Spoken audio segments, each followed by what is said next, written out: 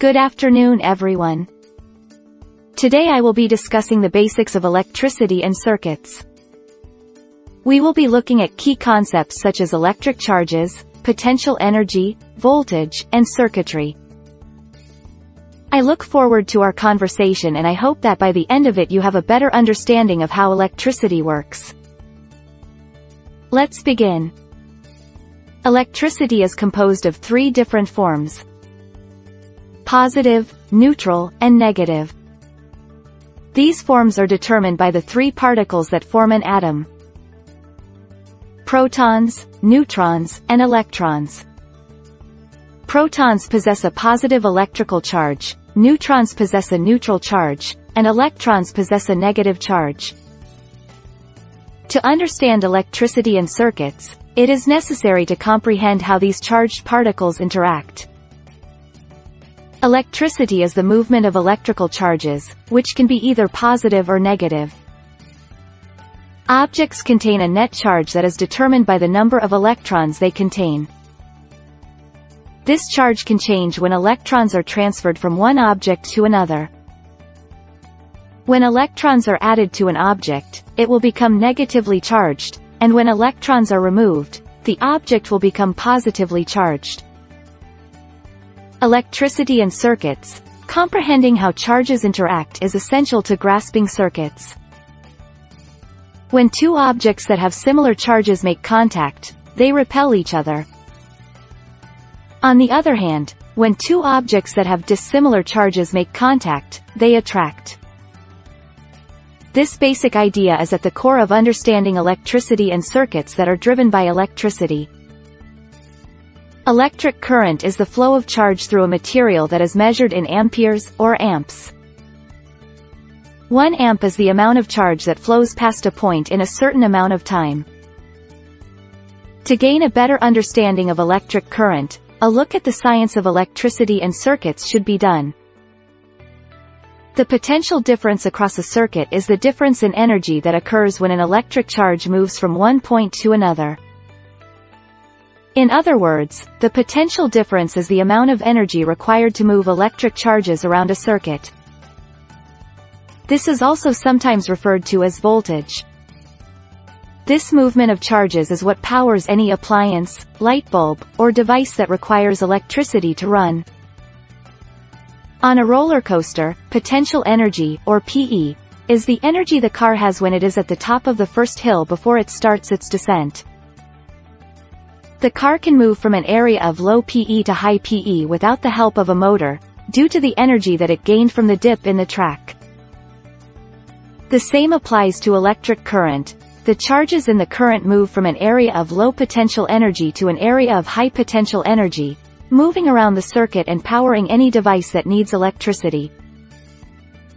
The wires act as the track, and the battery acts as the motor that gets the charges to the top of the first hill.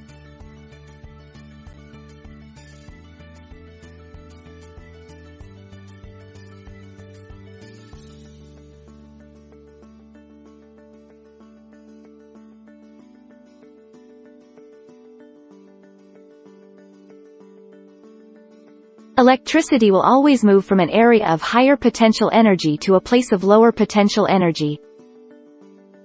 This behavior can be observed in a battery. When a circuit is connected to the battery, a potential difference is created between its terminals. Thus, electrons are displaced from the negative terminal and into the circuit components. This movement from an area of higher potential energy to a lower potential energy is called potential difference. When the charge reaches the positive terminal and enters the battery, electric potential energy is gained as the charge passes through the battery and back to the negative terminal.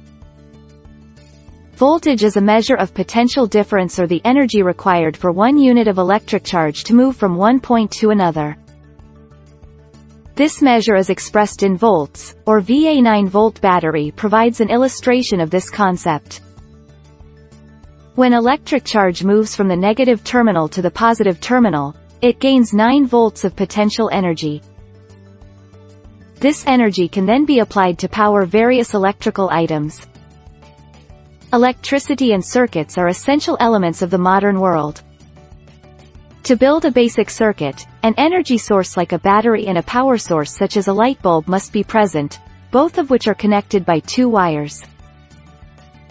These components must be connected correctly, establishing a path for the electricity to flow and turning on the light bulb.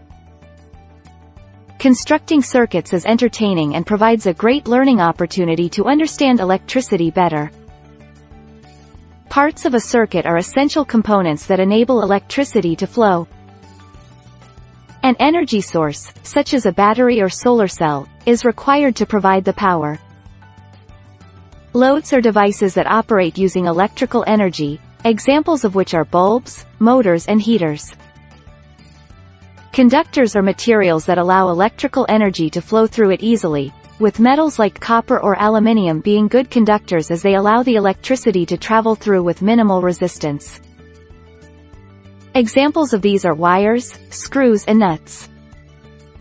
We are discussing the important topic of electricity and circuits.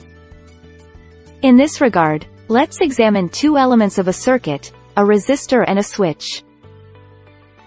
A resistor is a component added to a circuit to limit the flow of electrical energy. It works by producing a voltage drop when current passes through and releasing energy as heat. A switch, meanwhile, is a device that enables controlling the circuit flow by separating and connecting two conductors attached to it. Resistors and switches are therefore vital elements of a circuit, providing an effective way to manage the electricity that runs through it. A switch in a circuit is used to control the flow of electricity. When the switch is open, current does not flow and the circuit is open. Conversely, when the switch is closed, current flows and the circuit is closed. You can use a switch in a circuit to turn off and on a light, as well as to control the flow of electricity to other components, like motors or fans, within the circuit. This slide focuses on two types of circuits. A series circuit has the same current flow path, while a parallel circuit has multiple pathways for current to take. Each type of circuit has different uses and applications. Electric current in a series circuit passes through the loads sequentially. To understand this, draw the circuit on your notes and show the direction of current flow with arrows. This is necessary for ensuring the circuit functions correctly. When it comes to series circuits, when one part fails, the entire circuit fails. We see this happen often, such as with a string of lights in the house or on a Christmas tree. If one light bulb burns out, the whole line ceases to operate. This is caused by each component being connected in a single route and relying on one another to complete the circuit. We are discussing the disadvantages of a series circuit. In a series circuit, all of the loads share the same energy source, resulting in a drop in current as more loads are added. Two of the bulbs being disconnected causes the brightness of the bulb to decrease, as the energy has to be divided between fewer bulbs.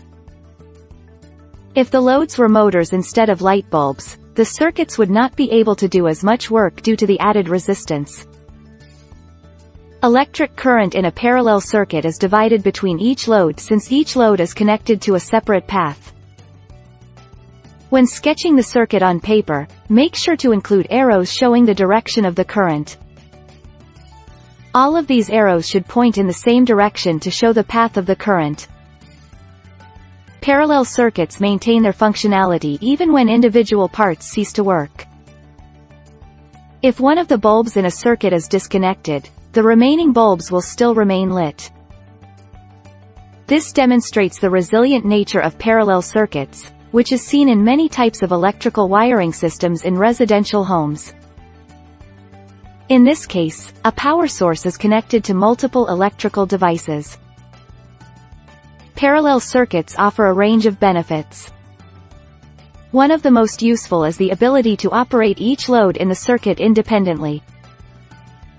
Disconnecting two of the bulbs in a parallel circuit and re-closing it will not affect the brightness of the remaining bulbs.